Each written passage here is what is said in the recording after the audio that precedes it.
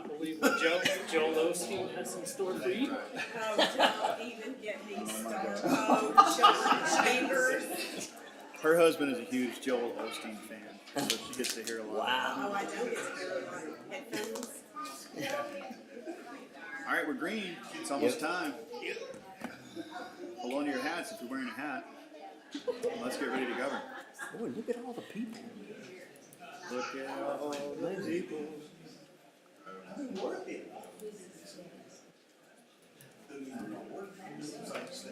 A near capacity crowd tonight in the city of White House, Texas, in Yes, sir. preparation for the council meeting. We're rocking gasoline.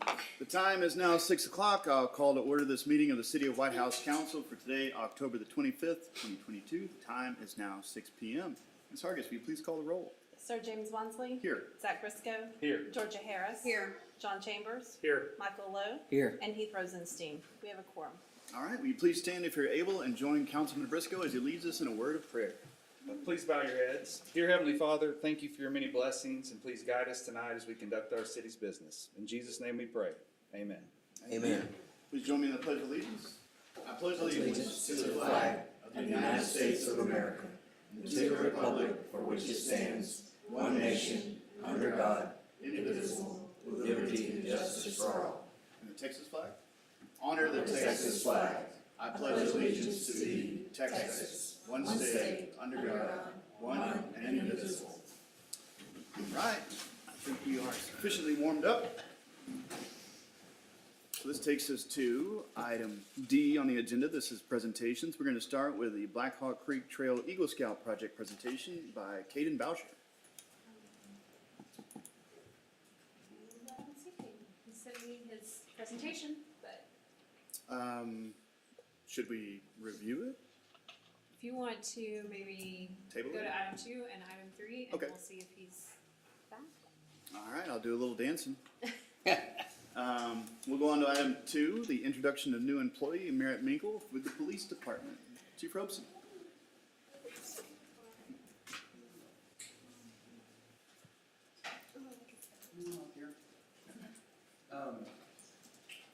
So the council, as usual, we try to always introduce our new officers, and we're excited to be able to introduce Officer Minkel to you tonight. So a little bio about him, a little bit about his career. He began his law enforcement career in 2011 as a ranger at the Texas Parks and Wildlife. He worked in the Davis Mountains in the Big Bend region of West Texas, and that is where he met Reagan. Hi. That was in 2013. He met Reagan. She was working there as an interim park manager, and they were married in 2014. And Terlingua, Texas. Terlingua. He moved around a lot. But immediately, as fast as he could, they moved to Tyler. And this is where they both became employed at TJC.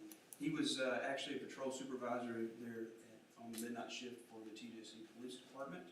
And she works there, I guess continues to work there as an English and honors teacher. So that is really cool. And they have 2 children. Summit is back there. And let's see, Summit's going to be turning 7 here in a little bit, right? Next month. And Sonnet turning 3 in July. I saw it. Smile. So he has a bachelor's degree in criminal justice from Wayland Baptist University in Lubbock, and he said he is pleased to be continuing his police career in the growing city of White House, and looks forward to working and serving this great community. And I read that last line when I was reading over it earlier, and I thought, you know what, this is exactly who we're looking for, people that want to come in here and protect and serve our community.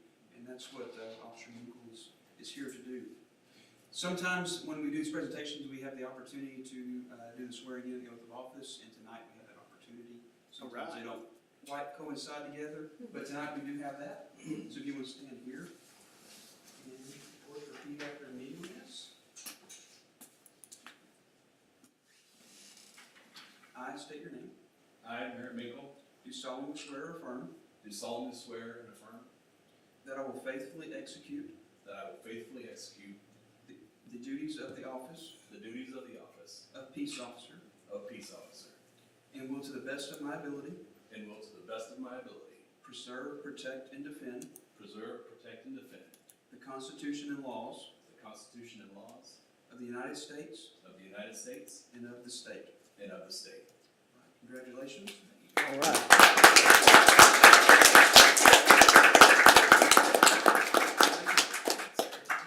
Thank you. Thank you. Nice to meet you. On behalf of the council, welcome to the force, Officer Minkel. Thank you. Yes, sir.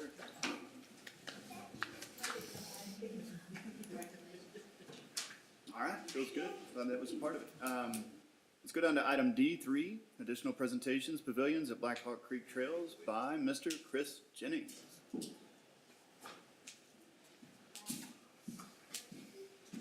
My name is Chris Jennings, live at 906 Corey, and I do a little work with the Whitehouse, Texas Parks and Recreation Foundation. We try to support the trails and the parks amenities through the foundation so that donors can donate to us and it's tax-free.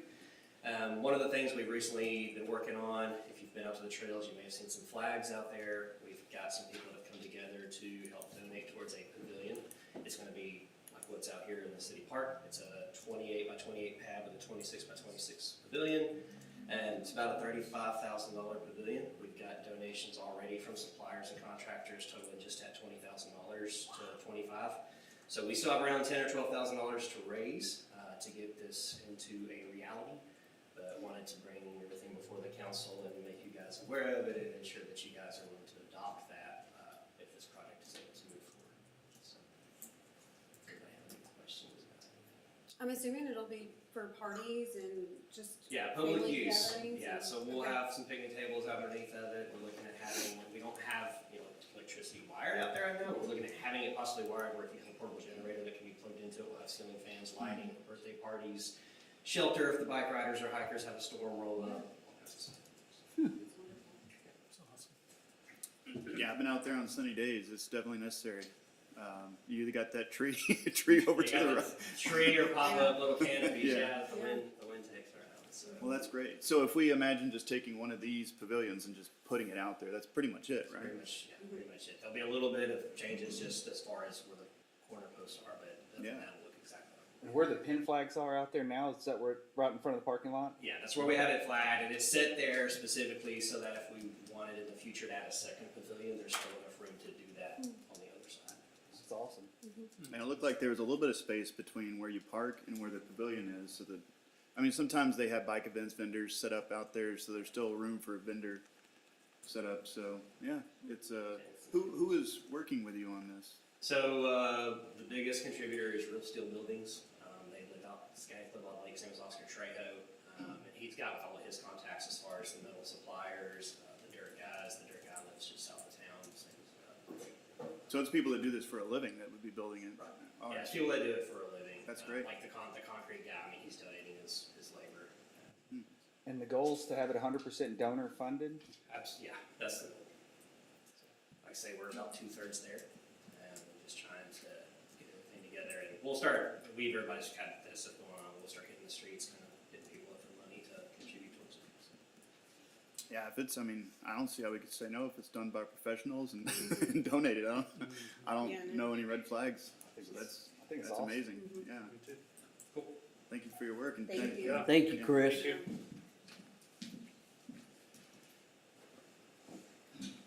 All right, I'll circle back to item 1 right quick. I don't see any new faces. So, should we table that for next meeting maybe? You can do that, or you can continue on through the agenda, Mayor, and if they show up later and you wanna put them at the end or something, we can do that as well. Okay, so we'll dog ear D1 with the possibility of returning to that at a later time. All right, that takes us to item E, community interest. Any items to share in the matter of community interest? Mayor and Council, just a reminder, the Youth Community Council Veterans Day program will be Saturday, November 12th. I know they're working to finalize their plans for that event. A reminder, we will move our November council meeting, and we will only have one, to November 14th. That is a Monday, to allow for some statutorial duties that we have to take in swearing in the new council members or returning council members. And then Christmas in the Park will be Saturday, December 3rd, all day, right here in the park, in the parking lot.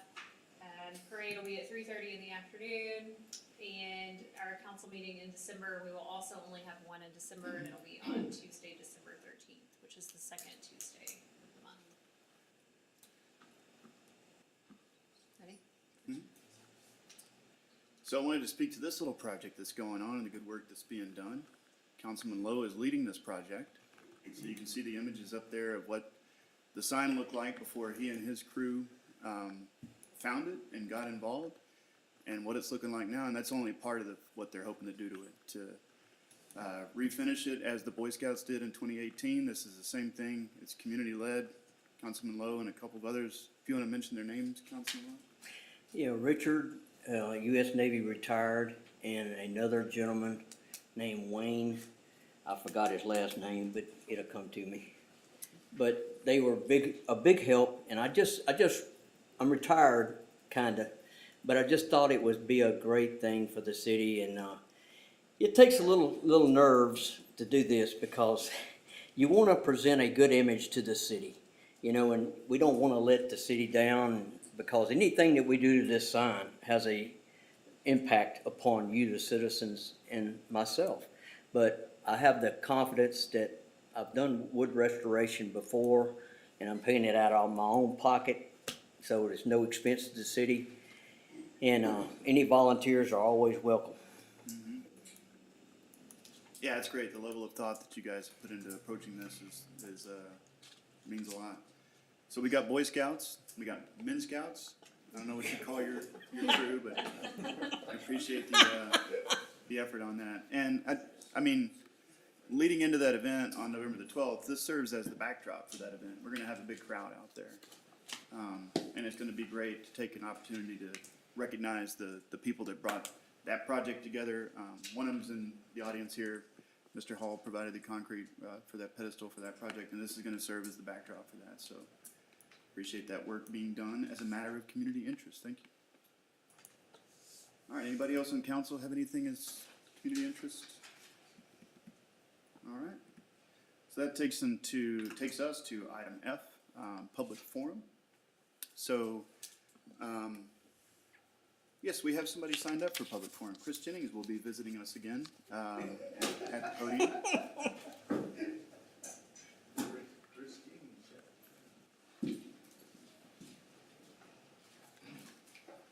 Hello.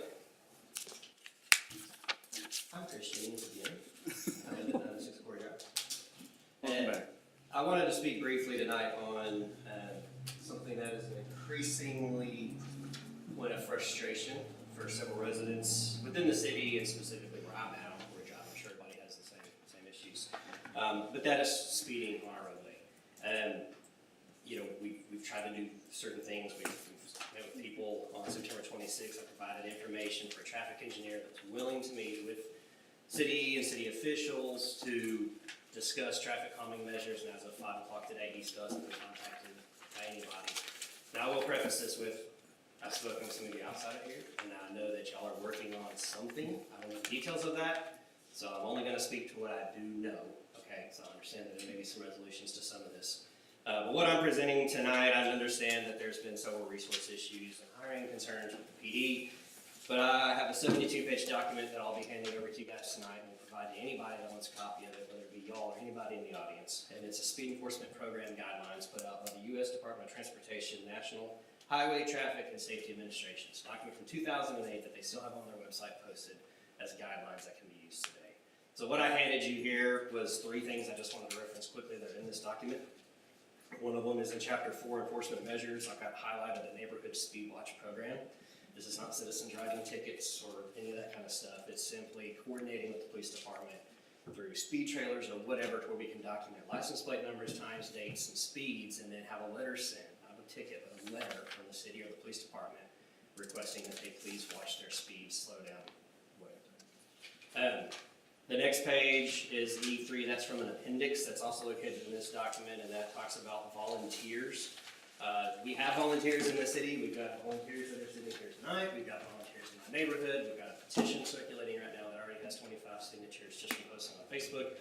of people that are willing to participate and help qualm this. We understand that it's not 100% the police department's ability to sit on our street 24/7, 365. But anything that we can do to help, we are willing to do to help. We have to be given the ability to do that. I personally and other people have offered to pay for speed bumps. We've been turned down because it slows down emergency response. They don't want the liability of the city of damage done to vehicles, so on and so forth. But we want to help any way we can. The last page is another appendix. It's Appendix F, and it's an example of local government resolution to establish a residential speeding enforcement program. So it's literally a fill in the blank to say what can we do to help. We're at our wits' end. I've got kids on that street. My neighbors both have kids. The people across the street have kids. If I didn't have kids, I probably wouldn't pay attention to it. But these, we've got some cars, and it's not everybody, but we've got some that do 20 miles an hour over coming through the neighborhood. It's absolutely ridiculous. I followed some home. My neighbors have followed some home. We've asked them to slow down. We've taken vehicles and parked in the roadway to create choke points, and that helps some. But we're just asking for any assistance we can get from the council on this. So yeah, like I said, I know there's something in the works. I don't know the details of all of that, but if something's not done, then it's just going to send a pretty clear message that it's just not a priority. So. Understood. That's all I got. Thank you for the presentation. So public forum, we can respond with points of fact or policy. And I've been in communication with Mrs. Black on a program that she has put together, I think from other cities possibly. But it's a mechanism to allow for community input on a residential street. X percentage of the residents come together and decide that we want to do something to curb speeding on that road. And then we look at opportunities to do that. So when you have buy-in from everybody on that road, I think it lessens the liability on the city when you put in structures for that. And that's the type of approach that we're looking at. I'm not sure if if we have volunteers that are willing to help, maybe this is something that we can kind of fold into what we're doing. I wouldn't want to turn down volunteers if we have a mechanism to kind of harvest what they're willing to do. But I'm hoping to see that on the November agenda. So I think that'll be, if y'all could come back to that it's going to be a Monday. It's going to be weird, but yeah, if y'all could come back to that and we can discuss how it's laid out. And I guess the challenge is finding, you find stuff in other cities, and there's always some information in there that targets that specific city. And a bedroom community like ours, with the roads that we have, I know Councilman Lowe faces this down his road. I live on Ackertab. It's my life, and it's not even my neighbors, it's strangers. It's people looking for softball games or, whatever, that they drive down there the speed limit, but when they realize they can't get in because the gate's closed or it's the wrong spot, they leave going 60. So, True. yeah, absolutely. It is a matter of concern for us, especially on our roads that don't have sidewalks. It's pretty important that we control the speed on those. So it's something that we're focused on moving forward. So thank you for the work on this and for gathering this. That'll be really helpful. All right, anything else in public forum? All right, that takes us to, There's another one. he's for a different section. Okay. Yeah, he's on a specific agenda item. So that takes us to the consent agenda. Thanks for looking out for me, though. I appreciate that. So you have some items on your consent agenda for your consideration. If there's anything that you want to move off the consent agenda onto the regular meeting, then we can do that. Otherwise, I'll entertain a motion to approve the consent agenda as presented. I'll make a motion to approve the consent agenda as presented. I'll second. I have a motion and a second. Any further discussion? All those in favor say aye. Aye. Any opposed say no. With that, the motion carries. All right, that takes us to item H, other action items, ordinances, resolutions, and public hearings. Item number 1 is discuss, consider, and act upon the bids received for the 2022 water system improvements, rehabilitation of the south ground tank at Highway 110 North Plant. Mrs. Black, take it away, please.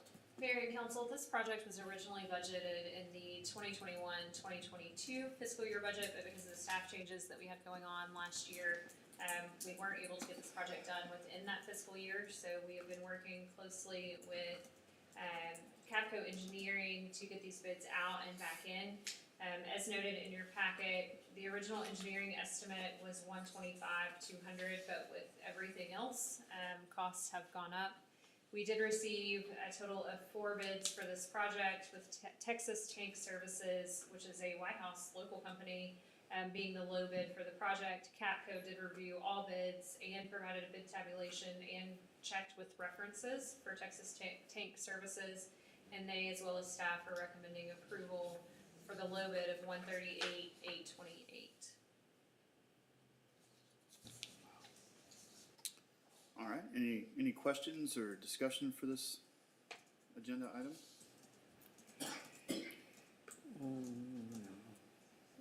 Nothing, okay. I'll entertain a motion if that's the case. I'll make a motion to award the 2022 water system improvements, rehabilitation of South Ground Tank at Highway 110 North Plant to Texas Tank Services. Second. I have a motion and a second. Any further discussion? All those in favor say aye. Aye. Any opposed, say no. All right, with that, the motion carries. And that takes us back to item D1, Blackhawk Creek Trail Eagle Scout Project presentation by Caden Boucher. Is there a Caden Boucher in the room? Yes, sir.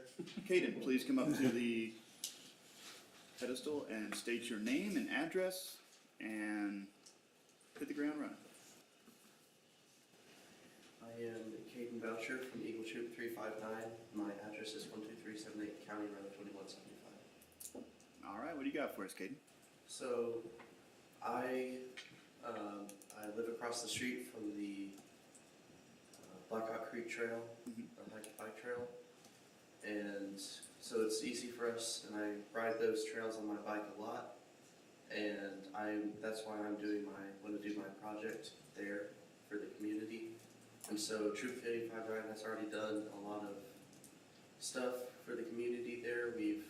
Our neighbors donated big stones, and we built berms to prevent the trails from washing away.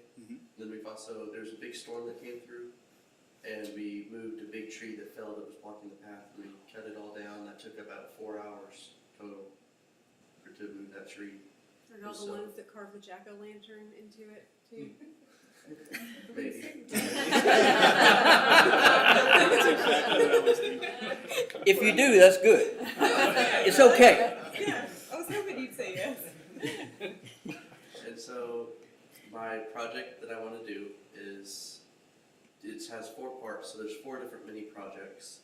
And so I have the locations of all of them, so there's the bridge and the deck, like in the middle, the main bridge, the deck. And then I have the boardwalk extension on the far B loop, and then the skinny feature, which is on the A loop. So by the bridge deck for picnic table, like where that bridge is, you're gonna build some decking off to the side to support a picnic table, is that what you mean? Yes, sir. Oh, okay. We're gonna build a deck. We're gonna raise the deck off the ground so it's out of the weeds and stuff. Okay, I understand, thank you. And a skinny feature is a bridge, right, or a raised platform? It's like a skinny, it's like 3 feet. It's about 3 feet long. And basically, it just, for bikers, experienced bikers, if they want to test their ability on in short trails. I'm trying to think of the word. So for people that wanna try riding on a skinny feature, it's an option? Yeah. Okay, I understand. So we're gonna build one of those, and I think the Blackhawk Creek community has asked for that, so we're gonna build one. And the boardwalk extension, have you already started that? Because I noticed if it's what I'm calling the boardwalk, where it kind of turns and goes down through there, looks like it's been extended. Yeah, so we're gonna extend it. Even further, okay. Further. Awesome. Yeah, it's still muddy towards the south. it I think the does. south side of it still gets kinda muddy. Yeah, so we're gonna extend that further. Excellent, yeah, That's awesome. that's great. How did you identify these projects? I just, from experience, because like I said, I ride it a lot. And so I've had problems with those areas of the trail, and so I'm like, we should fix this, make it better for the community, safer. So. Excellent. That's good. And so for my first project that I'm gonna do is the bridge, the main bridge. So if you can see from the photos, there's like there's big cracks in the boards from old age and time, and the bike tires fall into the cracks, and from personal experience, it hurts when you fall. I've fallen there. So we're going to cover it with chicken wire, so it prevents the bikes from falling into the cracks. And so we're gonna have two little it's gonna be 3 boards long, and we're gonna put chicken wire, 2 layers of chicken wire over it, and we're gonna have one on the left side, one on the right side, and keep the middle with boards. So we're gonna keep boards on there for people to walk through, for walkers, but the chicken wire is gonna be on the edges for bikes to go through. Yeah, that's good. That fine sand dries on there and makes it really slick too.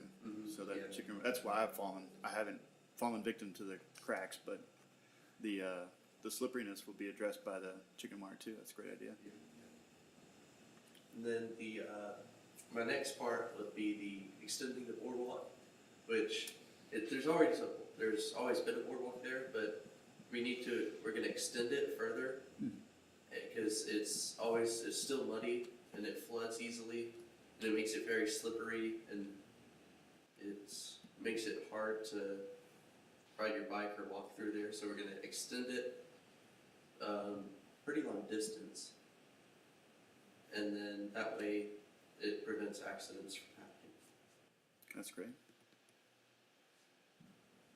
And then the third part of the project will be a deck. We're gonna build a deck because there's a picnic table out there that it's in a low spot, so it also floods and it also gets muddy in there, but it also has a lot of weeds surrounding it. So we're gonna build a deck so that it could sit on top of the deck, and that would prevent weeds and mud to get around it, and that way it can make the picnic table more usable, make it more enjoyable. And then the last part of the project is the skinny bridge, which it's a thin, it's like It's a thin raised platform, right? yeah. So it could test, experienced bikers can test their ability on a short trail. Man. And It stretches you out, doesn't it, Councilman? Boy, I'm like, wow. You have a first aid station out there too? Wow. I mean, that's impressive. Yeah. Put it under the new pavilion. so that will allow experienced bikers to test their ability to ride on thin tracks. I'll try it once. I probably couldn't do it. And so, big thanks to Justin and Lori Brown at Simpsons. They're going to help us raise the money, and we've already figured out the total price for this project. It'll be about $1,200 for materials, food, water, everything is covered, and it's going to be roughly $1,200 for everything. Excellent. That's great. So that's all I have for you tonight. Thank you. I'll donate 100 to you. Thank you. Excellent. I'm in 100 too. Thank you so much. So, Will it reach a quorum if I go in 100? I'm in 100. Yeah, thank you for choosing White House. I mean, it's your backyard. Thank you for all of that. I grew up south of White House. My backyard was somebody else's pasture that we rode around in that we didn't get in trouble for some reason, but kind of had the same childhood. So thanks for choosing that location and putting so much thought into these projects. Really appreciate it. And I see that Chris Jennings managed to work his way into a third agenda item tonight. You should just go sit up here. It's okay. It's okay. Thank you, Caden. thank you for your time. Thank you. Good job. All right. We're going to zoom on down to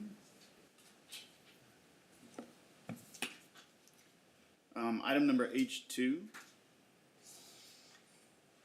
which is requirements for plumbing rough and inspections to include straight line to be pulled or certified form board survey to be provided prior to inspection being performed to verify setback and or easement compliance. We have someone to speak on this, and it's Butch Hall. Can we go ahead and? Yeah, you can wait until after our comments, or, yeah, go ahead. Mrs. Black or Susan, who's? Susan, okay, all right, take it away. All right, well, Mayor and Council, as you recall, this item was brought to you a few meetings ago, and at that time, it was suggested that the city hold a roundtable discussion with local builders to hear their views. The roundtable was held on September 15th with not only local builders, but surveyors and engineers as well. There was much discussion about the methods available and what would be the best path forward for everyone. By the end of the meeting, there seemed to be a general consensus that string lines could be pulled for buildings that are 12 inches and greater from the setbacks or easements, and that form board surveys would be required for any building 12 inches or closer to any setback or easement. This was brought back to the Planning and Zoning Commission at their October meeting, where they heard from one local builder, Mr. Hall, who we'll hear from later. And after discussion, they did recommend sending this to council as is. This does seem to be a good compromise, and approval is recommended by P&Z and staff. All right, there you have it. Would you like to speak at this time? Yes, sir. All right, come on up, Butch. You know the drill, state your name and address, and let her go. Yeah, Susan's maybe trained on that. Butch Hall, I live at 1803 Everglades Drive in Tyler.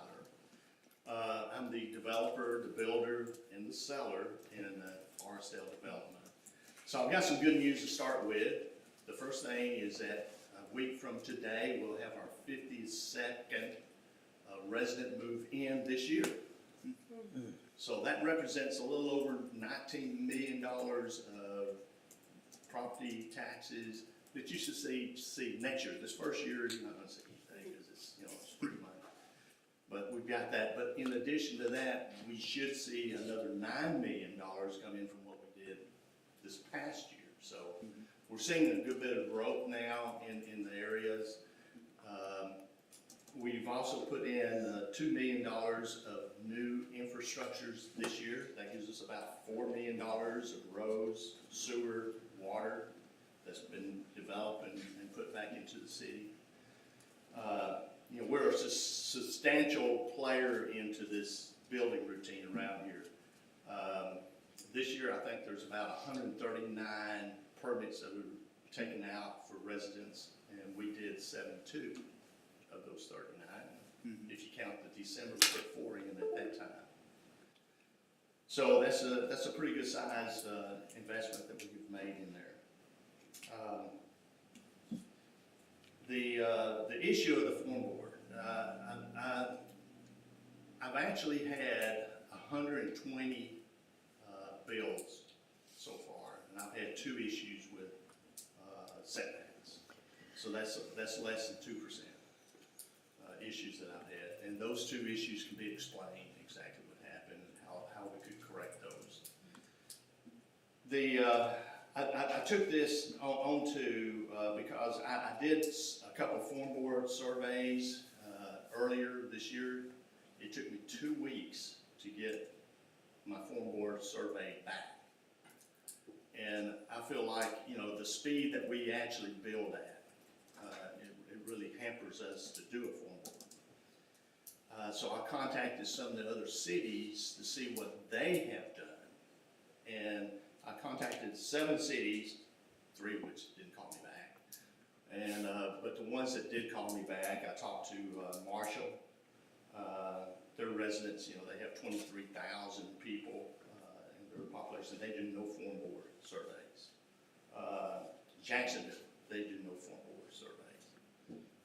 Henderson, they've got 13,000. They do no form board survey. Tyler does a form board survey or string. It's optional. It's either or. And they also have a 10% variance in their decision. So even though they do have the form board surveys, they do have the stream, measurements, they still do have the variance in there. As long as we got humans building these, and there's just gonna be different ways of things that we're gonna make mistakes.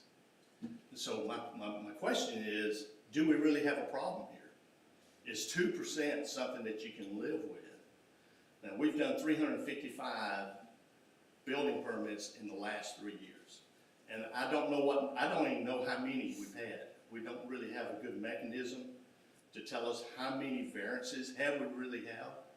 I've heard 6, I've heard 10, so over 3 years, if you have 10, then you're still looking at, under 3%. So is that, I like to do something that's reasonable. So I talked to Henderson, and the inspector there, they had a suggestion of what they do, is that they actually put corners out, and you can even get the surveyors to do this. And I'm doing this right now. I'm actually putting my setback corners and I'm painting them orange, so that when the inspector comes by, he knows where my setbacks are. And we're not having to take a string and measure it. We're not having to put up form boards and take that time, to have to go through that process of getting that. Plus, I look at it as a tax, because it raises the prices another $500 to $1,000 to do a form board survey in 2 weeks. Right now, if you don't understand what's going on with the economy right now, with the inflation, our building has absolutely stopped. I stopped framing. We got 23 houses right now. I've got $4.6 million of inventory. And I don't think the timing is right to go put another tax onto the homeowners by asking them to pay for another survey. You say, well, it's gonna be the builders. Well, I'm gonna put it back onto the home builders, because I can't do it. Phase 5, half of the houses I have in phase 5 that I've already got platted, because we're a planned development, and there's more planned developments. We've already figured our lot size, and half of those will have to be form board survey based off of the 12-inch rule that we have in there. We didn't have this 12-inch rules. I don't have a problem with doing the stream, but the 12-inch rule is something that I haven't found anybody doing that.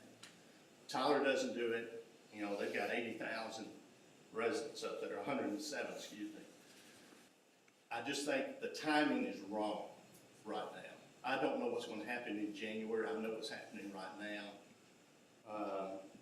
And I'm just asking if the board, if the council would consider postponing doing any form board. We just don't need the extra expense right now, the extra time, because for me, the way that we've figured out, I've got 63 more single-family housing before I go to the next phase, which is my road houses that we'll be putting together. We're working on a plan on that right now, plus our commercial that we're doing. So I've got 63 houses, and I've already plotted out how I was going to put those houses in. So it would cost me more money, and if there's a way to either grandfather in planned developments, because you've got other planned developments that's out there, that this will be a surprise for them as well too. And we're going through this roller coaster.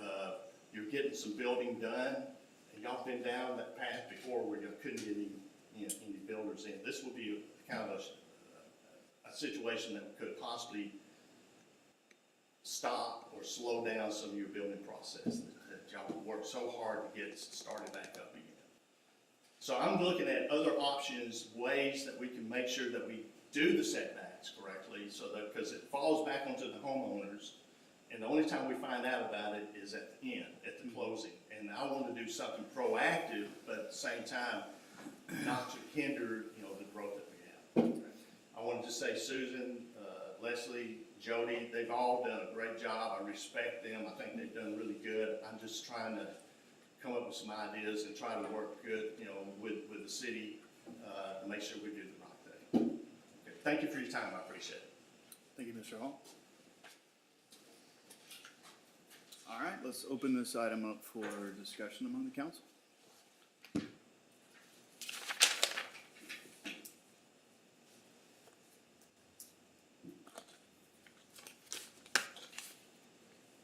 First, I'd like to say, Butch, I appreciate everything you're doing in White House. So we want to find a compromise too, and that's why Georgia and I were at that meeting to hear it all out. I know it's kind of a tough one from your stance, but I definitely think we need to come up with some kind of how we're going to move forward here. You said how many houses are you looking at building? They're going to be inside that 12-inch of the setback. I've got 12 out of 24. 12 out of 24, and each form board is what, 2,500 to 3,000? 500 to 1,000. Oh, 500 to 1,000, okay. But the time is more than And how long, just so we know, how long is the string line? it's instant. Instant, right? So I think that, my head working is the reason that we are talking about this is because the trajectory of subdivisions these days are that we are building more houses on smaller properties. And that's not going away, I don't think. And the new subdivision that we approved recently is gonna be like that, from what I could tell, correct? Okay. Okay, I just wanna confirm that that's what was in my head too. Yeah, I don't know. See, I think what led us here is we had a kind of a Sophie's Choice moment where we had two finished slabs, one of them under contract and the other one I think was being lived in. And our choice was to approve the changed pretty much to give up land to the builder, because the options were to either have them dig up that that slab and move those people out, or just concede on the easement. And I don't know Tyler, but I know that Tyler can be pretty rough. So given that choice, you'd have probably been tearing up your slab. And maybe that's why they don't do form boards, because maybe they stick to it, and don't give any easement whatsoever or any concession to the resident. And it's not the resident's fault. And I think in that case it wasn't the builder's fault. It was the person that poured the slab or something along those lines. But I'm not a subject matter expert in this area. I know Zach was on P&Z for a long time. We have a recommendation from P&Z. We have a recommendation from staff, and that's kind of what I'm leaning on.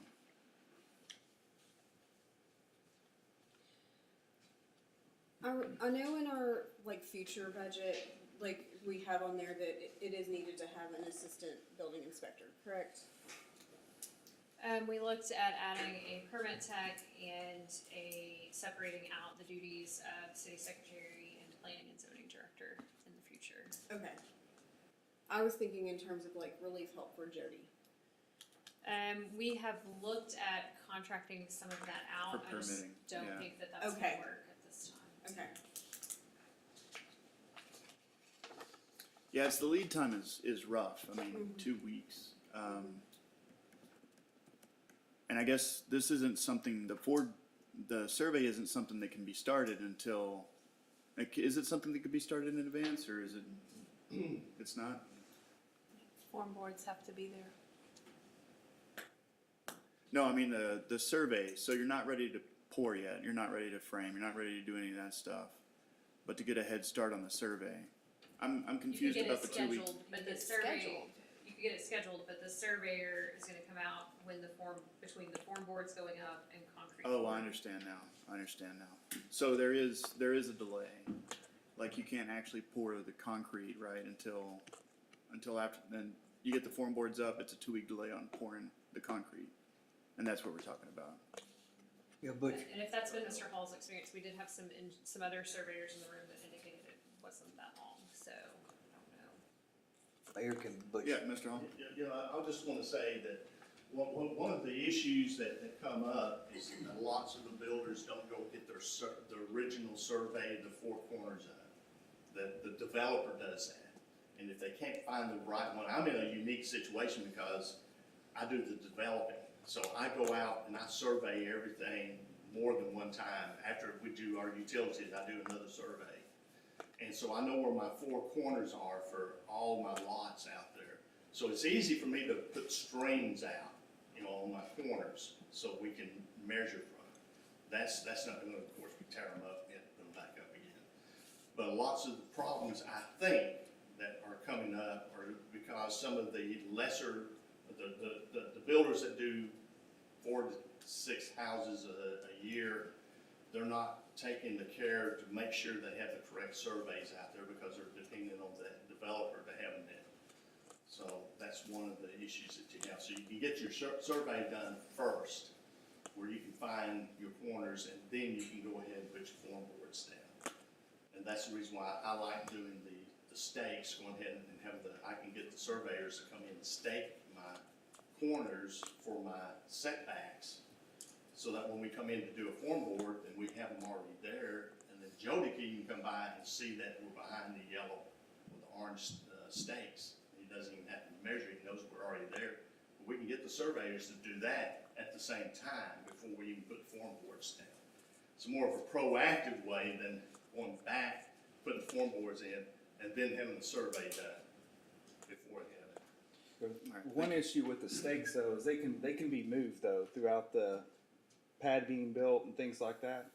Well, the other problem you have too, if they don't set up the corners correctly, the surveyors, when they put those up, you can pick up the wrong corners, which I did once. That was my second one, that you have offsetting corners, and you're measuring off of that. So that's a problem that you run into. I've corrected that problem by putting up these corners that I'm doing and making sure when I do my developing, I put them back to back so I don't have any offsetting pins. Okay, thank you, Mr. Hall. Were you So about we- to say something, John? I don't remember Oh, okay, sorry. what it Thought I was. interrupted you. No, we're good. Yeah, we're not, I don't want to feel like we're targeting a specific builder on this. To Councilwoman Harris's point, we've got a lot of construction coming in from people that, as far as I know, have never built here before. And to maximize the profits on the plats that they've divvied up, they've gone as far as they can on the setbacks. To the point where, I mean, we don't have that 10% in my mind, because we go as far as we can. And that's pretty much it. No, I agree. It's not an ideal situation for Butch's projects, but, you know, in my opinion, we have to do something. And, you know, like you said, we got a recommendation from P&Z and from staff.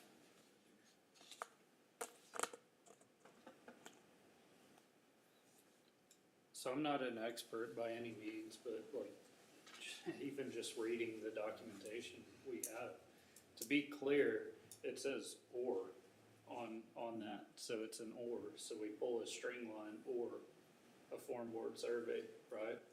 So I didn't hear the objection being to the string line being pulled, I heard it towards the survey. And so, So I think that right there is kind of a summary, and so on like the details part in here, like what's being proposed is the string line is if it's a foot or more, and then if it's less than 12 inches, the form board, is that how that's how it's worded. okay. Yeah, so that's just a summary that's not specific to the measurements. Yeah, it is an or, but it's conditional.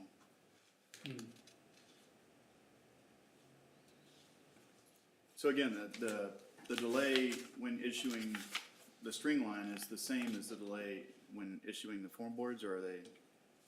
No, streamline is immediate almost. I mean, there are some challenges with streamline, again, making sure that it's being pulled from the correct pin, being the biggest on the streamline. And so when we did our builders roundtable, we felt like if there was a foot of leeway, then we were comfortable with that. However, if it's within a foot, just to make sure, we were requesting a form board survey. And that was the consensus. Obviously, not everybody that was there was in agreement. I think we all felt like there was some give and take on everybody's part at that meeting, but that was the overall consensus and kind of general agreement that that was something that they could live with. Because knowing that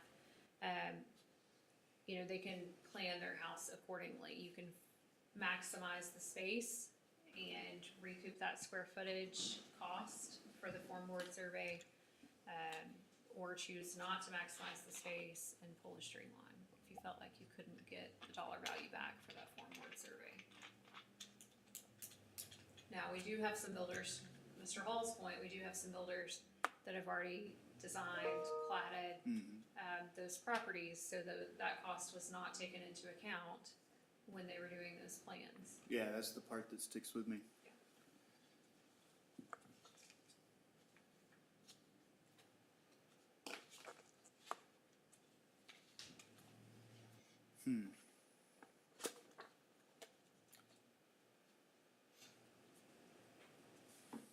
And it's hard to really put a number on all the stuff that's already platted out there that's inside the 12 inches on the setbacks.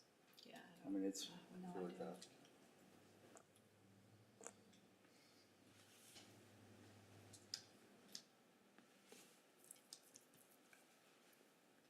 And then we would run into those that are platted that may not start construction for 18 months, 2 years, or even longer. I mean, we have some sections that were platted years ago that haven't been built on.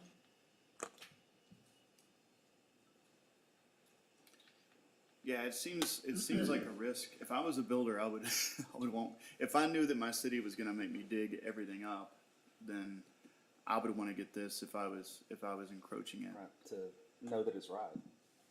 So, I mean, I don't wanna introduce confusion or anything. But I mean, is that something that we're willing to let the builders gamble on? Is if they don't have a form board survey in place and they encroach on the easement, it's an unconditional, no questions asked, no chance for recourse, you dig it up? Type, I don't know, I mean, that's just one thing. I think something has to be done, and you know, as much as it's going to cause some hardships, I think it is a good compromise. It's not the ideal situation, but you know, we could be saying everything has to be form board. So Right. this is an option not to have to do that on every single house.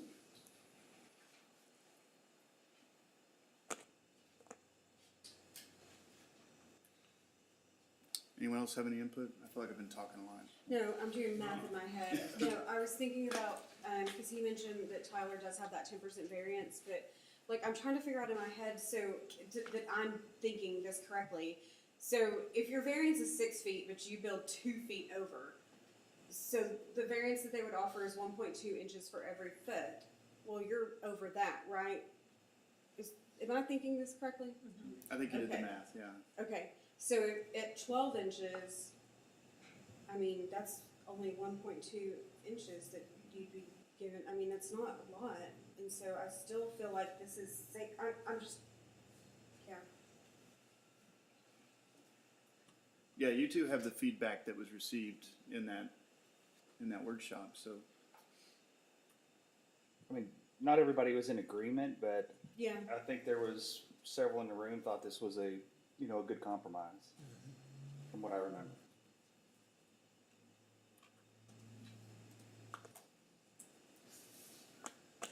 All right. You want me to make the motion? Yeah, I'm ready to receive a motion. Okay, I'll make a motion to approve the addition of string line to be pulled or certified for form board survey to be provided prior to a plumbing rough-in inspection being performed to verify setback and/or easement compliance. I'll second. I have a motion and a second. Any further discussion? No? All those in favor say aye. Aye. Any opposed, say no. All right, with that, the motion carries. All right, that takes us down to item H3, consider future agenda items. Any items that we want to include on the next agenda that's gonna be in November? There'll only be one of these meetings, so it's important that the meeting agenda be include the things that you want to discuss. I know, Oh, you do? Okay, excellent. TMRS changes. Can you help us with that acronym, please? That is our Texas Municipal Retirement System. We have an opportunity to make some changes to our plan, without changing the rate of contribution that the city provides. So, TMRS representatives will be on hand to present that information at the next meeting. Susan and I have been working to draft some council rules of procedure. This is an item that is provided for in the charter, that will just kind of lay out how we work through council meetings, and items of that nature. As Mr. Jennings and Mayor Wansley mentioned, we are working on a policy related to speed control devices throughout the city. And then we will again swear in returning council members, and hopefully the Youth Community Council will be here on the 14th as well to do their swearing in and provide an update on how their Veterans Memorial program went on the 12th. And that'll be after the 12th. We'll have Yes, because that'll be the 14th. Okay, excellent. Susan will be doing the swearing in this time. Our county judge will be in DC hopefully, unless something crazy happens on November the 8th. So thank you for that in advance. Yeah, speed control device, that'll be great to have that on there. Oh, council rules of procedure. All right, good deal. Yeah, it's gonna be fun. Anything else to include on that agenda? For those of us that wanna contribute to Caden's project, where we need to, or who we need to give that money to. You just hand him cash, right, Caden? Caden, you just want to say? As long as we get a receipt. Better not be from Burger King. I think Mr. Boucher over there runs a pretty tight ship. Yeah, just let us know if you can follow up, and to make it a open information right now would be good. Is there a website that we could go to, or anything that we could share?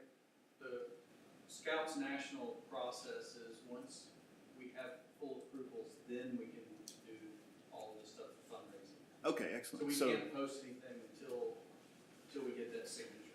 so it's a city adjacent project. I think that we can push out the messaging through our channels here in the city and definitely Okay. get involved. Good question.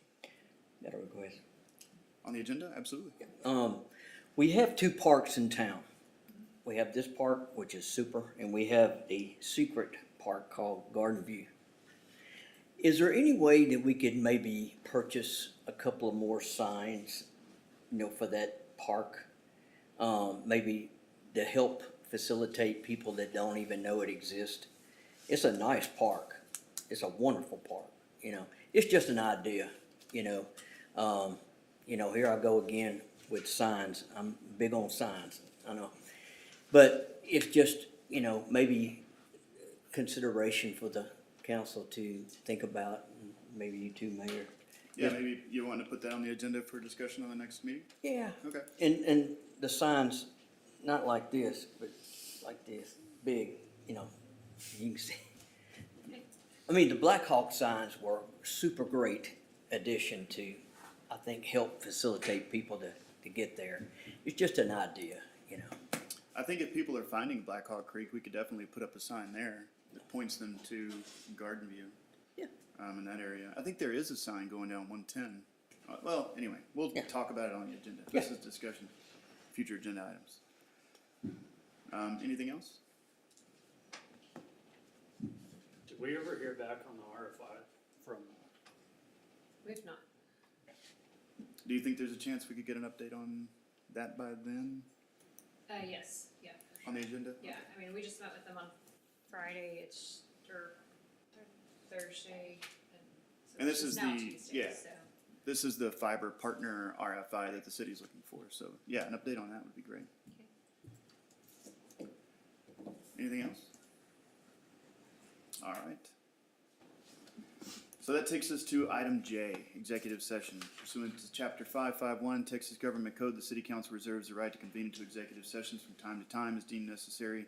During this meeting, the City Council may convene into executive session to discuss any or all of the following topics: pending or contemplating litigation, to seek the advice of city attorney pursuant to Section 551.071, possible purchase, exchange, lease, or value of real estate pursuant to Section 551.072, personnel matters pursuant to Section 551.074, economic development negotiations pursuant to Section 551.087, I hope they never add another one. We're going into session today on item J1.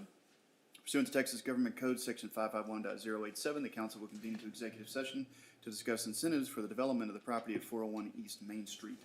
The time is now 6:59. Yeah, it's going to stay 6:59. And we will convene into executive session.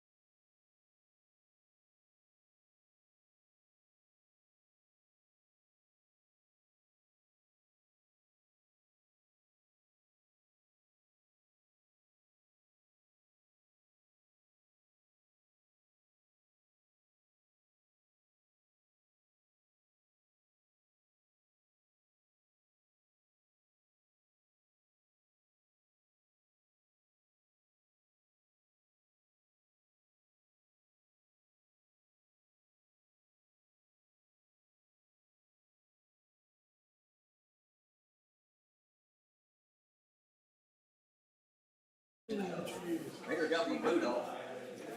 Oh, yes, awesome. Yes, we're really. Your hammer toes on a hammer toe? Yes, just stiff. It's just like this. All right. Hey, I'm trying to make sure we're back. Please, can you wait one moment? Let me Sure. make sure. I'm the embodiment of patience. We're on the air. This YouTube has a delay. Fiber's coming. Hang in there. Yeah, I'm not sure if fiber would help what you experienced. No, we're good. We're back? Yes. Right. We are now back from executive session. The time is 7:11 and we will, yes, the time is 7:11 PM and we will reconvene into regular council session. Do we have any action items coming out of executive session? Yes, we do. I'm going to make a motion to approve the development agreement between the City of White House and WLK, the owner of the property located at 401 East Main in White House. Second. I have a motion and a second. Any further discussion? All those in favor say aye. Aye. Any opposed, say no. All right, and with that, the motion carries. That takes us down to item L, which is adjourn. Is there any further business to discuss in this meeting? Hearing none. The We time looked at is- all the administrative reports and stuff. We skipped. Oh, we sure did. Oh, did I skip one? I'm so sorry. Yep. You're right, Councilman Lowe, I'm sorry. We're gonna go back. There is some business to discuss, and that business is item I-1, administrative reports from staff. That was the fastest second I've ever heard, John. It was like, I was on it. I hadn't even stopped speaking. I Yeah, was, you did. I was impressed. There was a sound wave between Do you the think two. so? A split second. All right, did anybody have any questions about the reports from staff? I actually did, so I'm surprised that I missed. I tell you what I did. I looked at sales taxes, in 2019, in September. $68,000 roughly, give or minus a few things. Then I looked at 2022 September, 105,000. That is unbelievable increase in, taxing for the city. Really good revenue. I think we're gonna be astonished a year from now. With all the new great things that's coming into town, brick and mortar. That's true. And there's some state legislation in place to expand the destination sales tax even further than it is now. So right now, if we purchase items on Amazon, which is a marketplace, then it's destination sales tax. And what the state comptroller is wanting to do is open that up to things that are non-marketplace. So if you even just have a sole source, I have a website and I sell candles, and I'm not on Etsy, and I'm not on a marketplace, I've just got my own website, and those items are shipped to White House, sales tax is collected at destination there too. It's a big point of contention. There's losing cities in this and there's winning cities in this, and some of the sales tax will go out to the county where the municipal sales tax will just disappear. Like nobody's getting that sales tax anymore. So that's something that I'm keeping a close eye on. Mrs. Black is keeping a close eye on, and we're gonna keep you guys updated on that. Water revenue. Yeah, we hit our peak, didn't we? Unbelievable. It's coming out of the skies these days. You're not kidding. I had a question for the library. Seems to have cut off their reporting sometime in March. Is that right? We'll check in with them. Meals on Wheels still trucking along. Mm-hmm. All right. Any more questions on this? I'm sorry I overlooked this agenda item. All right, that is the new business. So let me catch back up to where we were. So how many openings do you have now? Just 3. That's good. Okay. Still a tough road, ain't it? Trying to get, It takes time. yeah. It takes time to get people trained and. Yeah, it takes time to get the right people trained. Right. We can fill them pretty quick. It's a very tough hiring process. Yeah. Right. Well, I interacted with one of our fine Sunday with the gentleman that was walking into garages and taking what he wanted. I asked if he would come back and take the restaurant equipment and was told that probably he would not.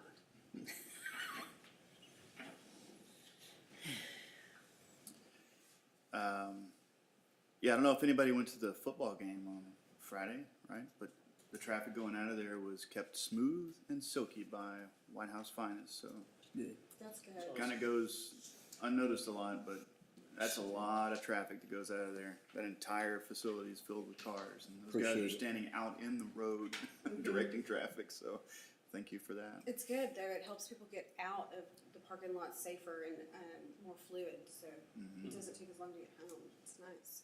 Not even a honking horn. All right, anything else on the reports from staff? I'll go ahead and make another run at item L. Adjourn. If there's no further business to discuss, then the time is now 7:16. This meeting is adjourned. Okay. Thank you, Miss Jennifer.